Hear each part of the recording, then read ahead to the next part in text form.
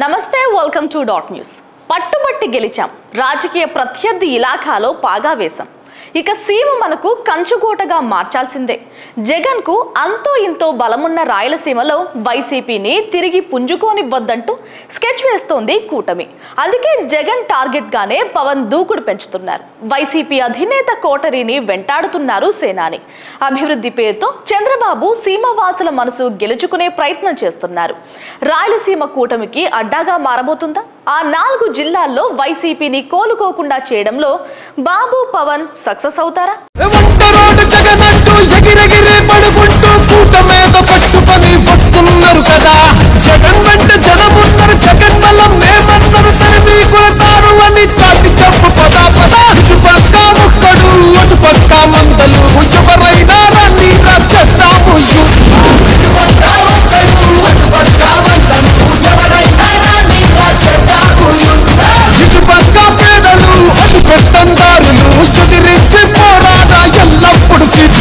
ఇప్పటికీ వైసీపీ అధినేత మాజీ సీఎం జగన్ బలం ఎక్కడుందంటే రాజకీయ అవగాహన ఉన్న వాళ్ళు టక్కున చెప్పేది రాయలసీమ అనే.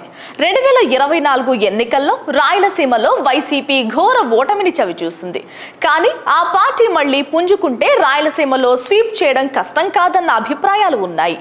రాయలసీమలో తిరిగి పట్టు సాధించి నెల్లూరు, ఒంగోలులో చెప్పుకోదగ్గ సీట్లు తెచ్చుకున్న కోస్తా జిల్లాలో ఏ మాత్రం అనుకూలత పెరిగినా మరోసారి జగన్ సీఎం అవడం పక్కా అన్నది పొలిటికల్ ఎక్స్పర్ట్స్ చెప్తున్న మాట.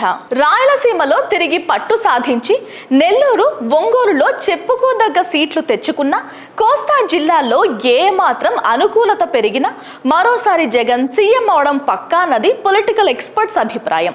అందుకే వైసీపీని రాయలసీమలోనే కోలుకోలేని దెబ్బ కొట్టాలని భావిస్తున్నారట డిప్యూటీ సీఎం. ప్రత్యేకంగా CM Chandrababu, deputy CM Pawan Rayalaseema మీద స్పెషల్ ఫోకస్ పెట్టాలని డిసైడ్ అయ్యారట. అందుకే తరచూ రాయలసీమలో పర్యటనలు చేస్తున్నారట. మొత్తంగా చూస్తే ఇదంతా ఎందుకు అంటే వైసీపీని రాజకీయంగా నిలువరించడానికి అన్న చర్చ అయితే నడుస్తోంది. రాయలసీమలో టీడీపీ బలానికి తోడు జనసేన కూడా తోడైతే మరోసారి సీమలో ఎదురు ఉండదని ఈ వ్యూహాన్ని అమలు చేస్తున్నారని పొలిటికల్ అనలిస్ట్ అంటున్నారు.